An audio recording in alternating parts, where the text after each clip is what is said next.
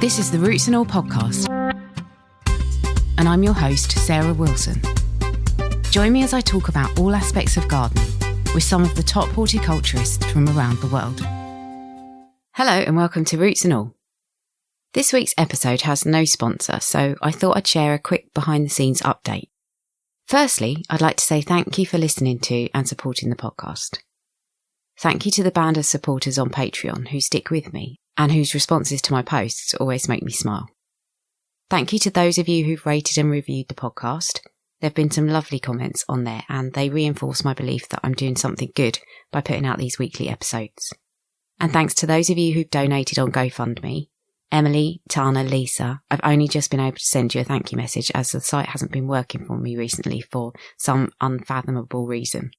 I'm hoping to invest the GoFundMe money into overhauling the website so it's a more useful resource. I've been trying to do this for over a year, but finding the right company who can do the work hasn't been easy. If you like the podcast and you find the content useful and you don't already support it financially, please could you do a few things for me? Could you firstly subscribe via whatever app you use to listen? And could you also rate and or review the podcast? Because in an increasingly busy online space, little independent podcasts like mine are in danger of being swallowed up by corporations who put out podcasts. Ratings and reviews help make Roots and All more visible to those looking for a podcast to listen to, and if you think it's useful, other people will too, and I'd like those people to be able to find it in the future. And finally, if you can't do any of the other things, will you be an advocate for the podcast? Will you tag a friend in one of my social media posts or share one so that more people have the opportunity to see the content? Or can you think of one person who might enjoy an episode and email them a link to it? Or even tell someone you meet about it? If you all share it with one person who you think might like the content, you'll be doing me a huge favour and maybe them too, as they might discover information about gardening they never knew existed. One of my upcoming guests described Roots and All as giving a platform to the quiet voices in horticulture. But those voices are only heard if others are prepared to amplify them. So please help me shout out on their behalf. Thank you. So after that long-winded intro, I bet you're begging for the ads to come back. On to this week's guest, Marlow Renton, who is the co-founder of Wild Food UK. Marlow talks about why we should all go out foraging, especially children, about how we can overcome our fear of wild food, particularly mushrooms, what to look out for, when to do it and where to do it responsibly, and how to get help if, like me, you're a bit of a wild food wuss. Marlow starts off talking about how he got into foraging. Yeah, we started just after the 2008 recession. I used to run a web company in London, and it all got quite stressful through the recession. Lots of people going out of business, owing me money, and I decided I wasn't enjoying that anymore. And foraging was always a hobby of mine and my colleague Eric's, and we sort of got together and thought, let's see if we can. He was doing an engineering job at the time, which he wasn't enjoying too much either, and we thought we'd try and turn our what was sort of a joint hobby into something that we could make money out of. And so we kind of got the idea from we'd go out walking and picking mushrooms and that sort of thing, and with our friends they'd enjoy coming out with us. And then a friend of mine who lived in Cardiff, we were living in South London at the time, phoned me up and she said, "Look, Marlow, do you and Eric want to come to Cardiff and take us all for a walk, her and her friends, for a walk around Butte Park?" That's a beautiful, big, enormous park in Cardiff city centre. And because there's loads of mushrooms out and we want to know what they are. And we thought, okay. And she said, we'll pay for your travel and we'll put you up and we'll feed you while you're here.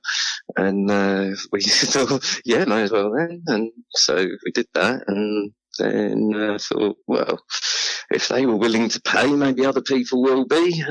And Wild Food UK was sort of born there, really. We spent a year really studying up. We started taking out the general public, so, learning all the scientific names and just really brushing up on what was sort of a lifetime of knowledge anyway, but just making sure that we really knew what we were talking about. And then, started running courses locally, and then from there it grew to travelling around the country, and then from there it grew to training up instructors and writing a book about it. And at the moment we're UK wide. We run courses from Scotland to Dartmoor to down in Kent, and we're training up some new instructors, and we're writing a few new books, and really enjoying things. Don't quite earn as much money as I did in sort of the heyday of my web company in London, but I smile a lot more.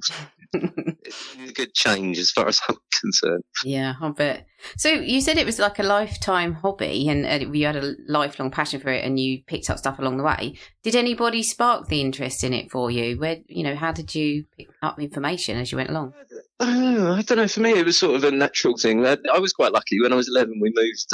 I'm Scottish, and we moved up to near Stirling, and I went to my initial part of my secondary school there. And because it was just beautiful around there, the teachers used to take us out. And this one teacher knew about plants like pignut, which is this really cool plant. If you dig it up, there's a nut on the root system that's really tasty, and showed us orchids and things like that. So I got a bit of an interest, or a bit of knowledge, I suppose, there, which kind of carried forward. And I've always been an outdoorsy sort of person. I've always loved gardening and going for walks and learning about nature. And I've always food. If you mix the two things, you kind of end up foraging quite a lot, because when you find out that there's Portuguese and chanterelles in your local woods, it makes your local woods a lot more interesting. So I sort of picked it up. That's why we take out under 12-year-olds free on our courses, because if you get the bug early enough, it can be a really, really beneficial thing for your life. It's a good way to unwind. It's a good way to learn. It's a good way to connect with nature. As far as inspirational people, when I was sort of younger and first starting out foraging, there wasn't much of it around. There was a book called Food Free by this amazing guy called Richard Maybe, and that was kind of everyone back in the sort of late 80s and 90s. That was their foraging starter book, if you like. And then there's another guy called Roger Phillips, whose mushroom book back then was one of the only sort of mushroom books for the UK from a foraging point of view. And I found those books quite interesting and inspirational, really. And that's why Eric and I both, we sort of, when we wrote our book, we thought about what book would have suited us best, or what book would we have wanted when we first started foraging. And it was kind of almost a cross between those two books was what we thought, and that's what we tried to create with our foraging book. So those guys, Richard Maybe and Roger Phillips, I'd say those were the more inspirational people in my foraging life. Oh yeah, I love that Roger Phillips book. I don't know if you can still get it. I know the last time I looked, which was a good few years ago, I think it was only second-hand copies, and they were really expensive. It's gone into reprint. Oh, has it? There's a smaller version, because that's quite the ones that we had were big ones, but it's sort of a more reasonable sized book now, with a nice porcini mushroom on the front, which if you look really closely, you'll see there's a couple of maggots on it. I don't know if Roger knew that when he did the photo, but close look if you ever get that copy. I'm gonna now, yeah. I'm gonna buy it just for that. Oh, that's so funny. So, well, following on from what you said then, I noticed from your book that you do mention the fact that it's important to take children foraging. So can you maybe elaborate on why you think that's such a good thing? Well, I think it gives children a connection with two things that I don't know, I think was somewhat lost in the 80s and 90s, which is nature and food, where food comes from, because you wouldn't believe I know it's a cliche, but you wouldn't believe the amount of children that I meet at food festivals who say things like food comes from Tesco's, or I won't eat it if it's not in a packet, and things like that. So it gives children a connection with food and the food process, if you like. And it also gives children a connection with nature, which is a good thing. It's people have studied gardening and how that has a beneficial effect on your life, on your mental well-being and all sorts of things. And foraging does exactly the same, except it's something you can do anywhere, not just in your own garden. You know, anytime you go for a walk anywhere in the country, you can normally find interesting things to pick or eat or talk to someone about. It's beneficial in those ways. Plus, really interested in it. It's something that you can treat as a lifetime of learning, because foraging encompasses things like botany and mycology, so the study of plants and mushrooms, and dendrology, which is the study of trees, and then you've got the cooking side of it as well, which is another thing you could do a master's degree in if you wanted to. And then you've got things like herbal medicine and folklore and history all wrapped up in there. So any one of those topics you could spend a lifetime learning about, but as a forager you dip into all of them, and if you're interested in one more than the other at any given time, you kind of dip into that. Yeah. And also I do think it's sort of related to children foraging, but you do seem to take a slightly more relaxed attitude to it than some other people whose books I've read about the whole foraging experience, in as much as I think that you kind of encourage people to not be absolutely terrified of eating the wrong thing. Obviously, you need to exercise caution, but you do seem, I think, just slightly more relaxed to it about it. So how easy is it to forage and not come a cropper? Well, I've never poisoned myself or anyone else so far in any way. So, you know, obviously I'm in a position of experience where I teach my own kind of experiences. And the first rule of foraging is really, really simple. So this is for adults and kids alike, full stop. If you don't know exactly what it is and that it's edible, just don't eat it. You know, wait until you do, and that gives you the little line of discovery, learning about plants and what you find.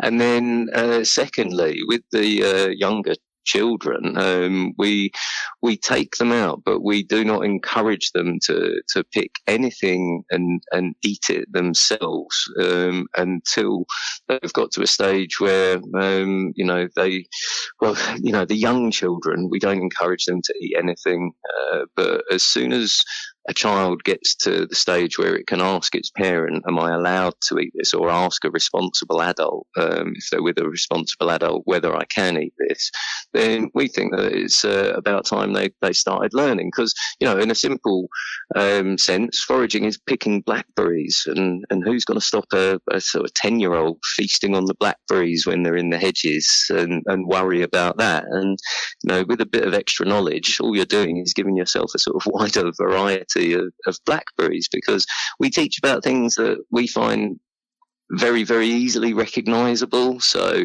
there's kind of different levels to foraging, and you can dip your toe in and just go for the really, really safe stuff, like blackberries, and, you know, you're not in any danger whatsoever. We always encourage people, if you're going to start thinking about picking wide varieties of mushrooms, then, you know, you really do need to know what you're doing first.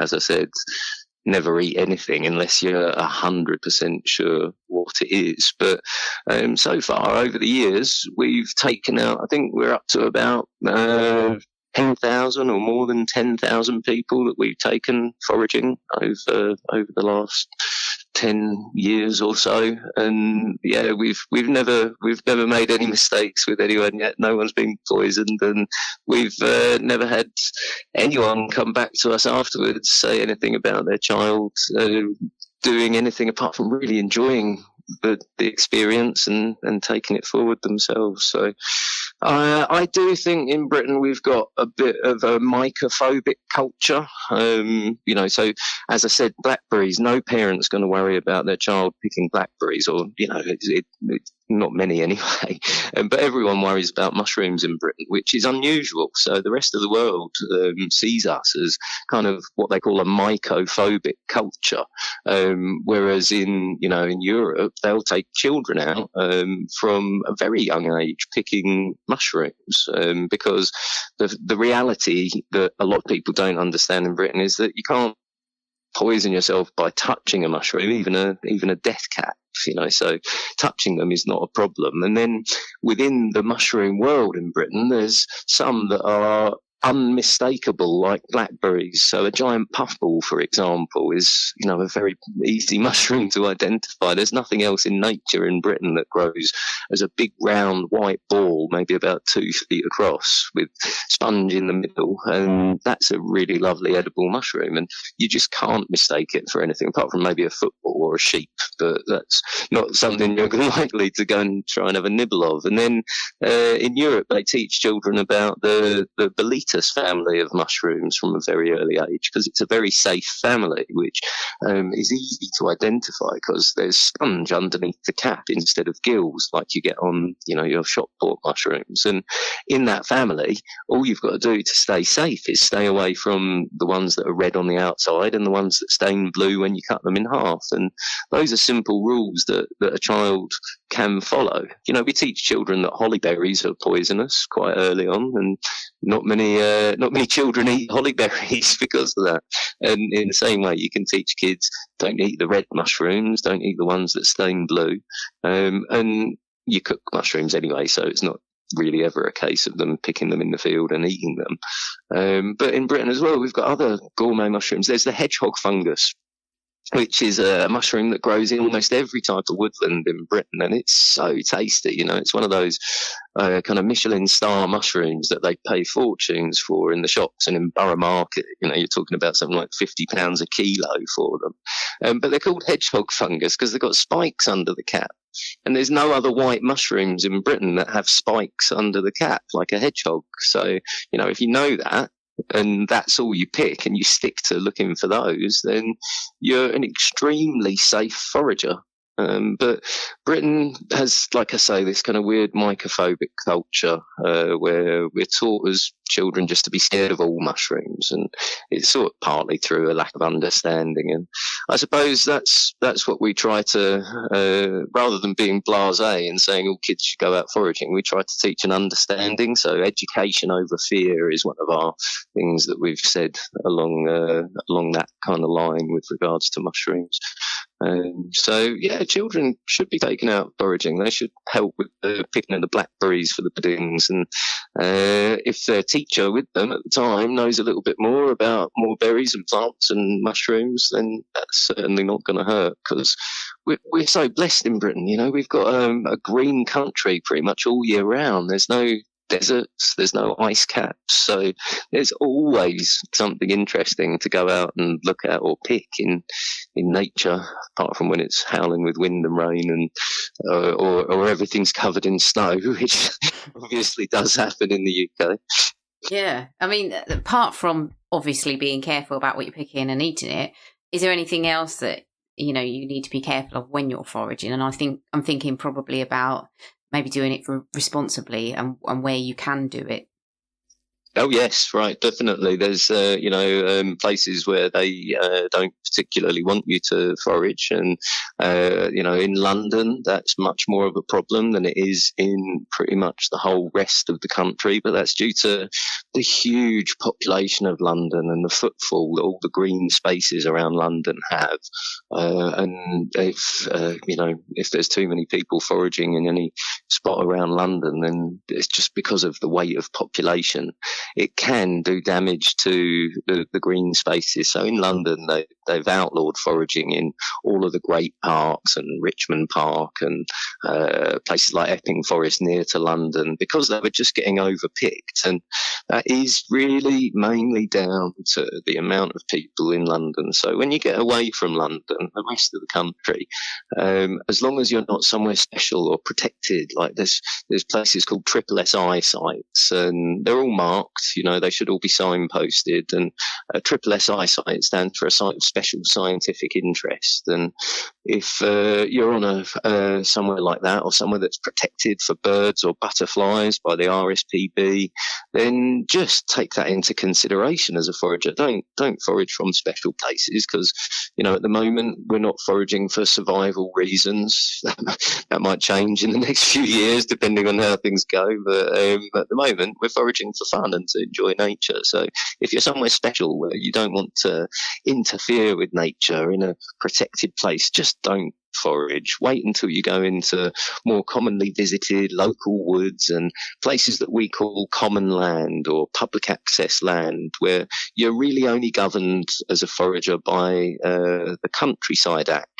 And what the Countryside Act says is that from places that aren't protected, you can take what you want to from the 4 Fs, that's the fruit, the flowers, the foliage and the fungus, but for personal consumption only, so that means moderate amounts, not picking to sell for a start. That's not something that you should do from anywhere in public access land unless you have real special permission to do so.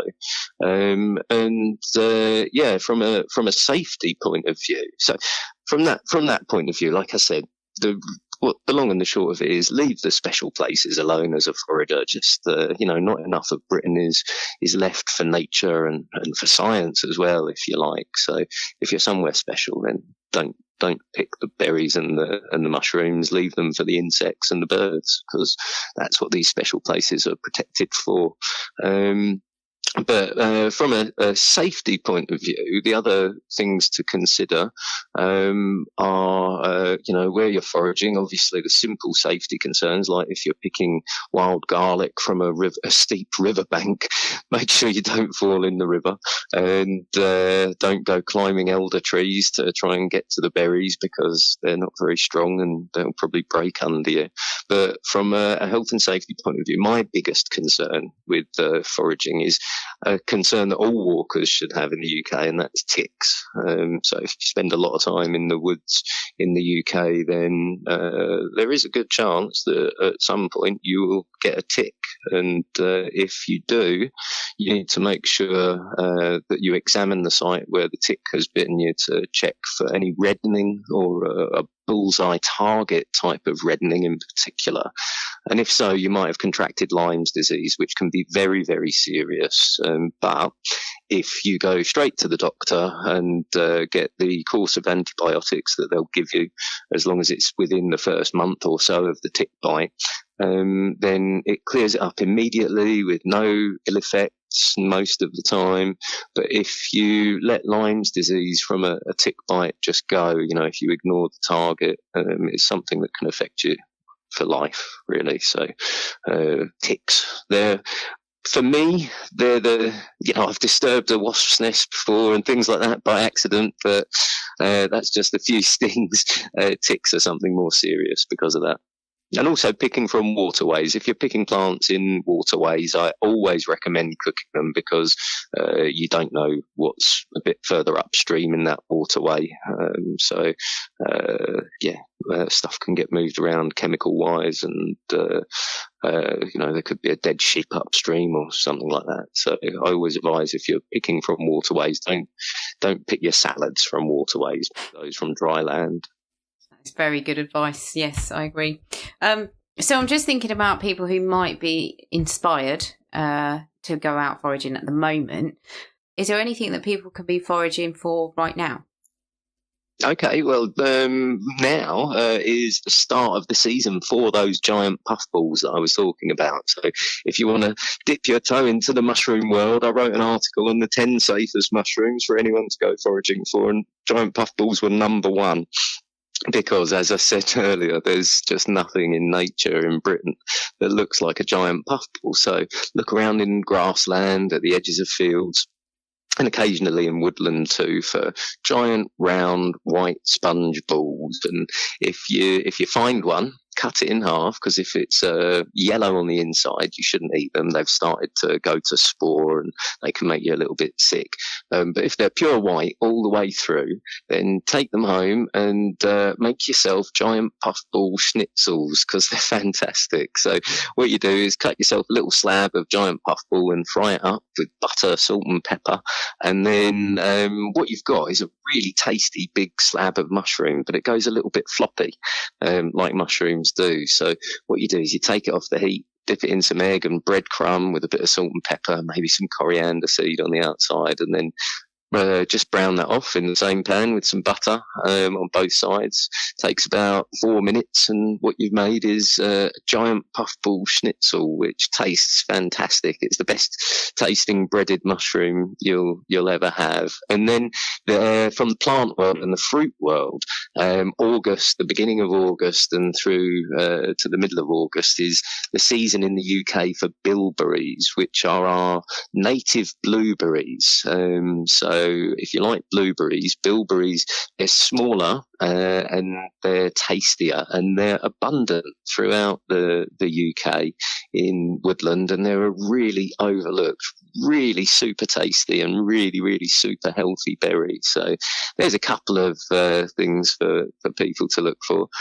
The other thing in August that comes out a lot are the agaric mushrooms, the mushrooms that look like your portobello mushrooms. So field mushrooms and horse mushrooms fall into that group. And because they're ones that people recognise as very similar to ones in the shops, they're ones that people feel quite confident. So the agaric family, horse mushrooms and field mushrooms, if people want to check how to ID those, I've got a YouTube channel and I've done videos on those mushrooms.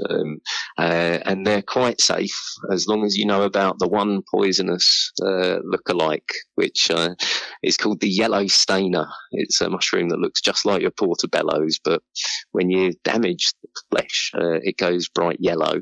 And it also smells pretty horrible. So if you know those things, you can pick your horse mushrooms and your field mushrooms safely through most of August as well. Brilliant. So before you go, I suppose it would be really handy if anyone's thinking about foraging and they are a bit nervous. I would probably include myself in that. You've got your YouTube channel. Where else can they go? What else can they do? And can you tell us what your YouTube channel is? Oh, well, the YouTube channel, it was just put together to sort of supplement our website. So our website's got a guide to hundreds of mushrooms and plants, and we put videos into the pages about each mushroom, or the ones that I've managed to video so far.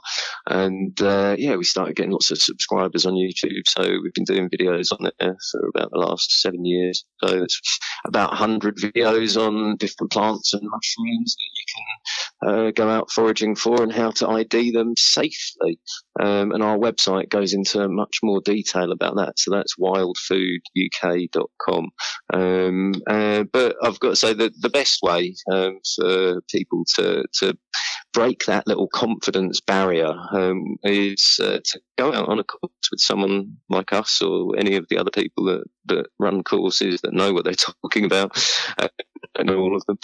And get that hands-on experience with somebody who can teach you in a hands-on way what a plant looks like, where it grows, what it smells like, what it tastes like. And once you've been hands-on, it kind of breaks that confidence barrier with the things that you've found on that course. You should hope be confident to go on and pick them for yourself. Courses, our website and the YouTube channel, and YouTube in general is quite useful for identifying things if you don't know what you found. So, courses give you the confidence, or going out with anyone, actually, not just on a course, but with someone who knows what they're talking about. That helps. I hope you've been inspired to get out and find some wild food for yourself.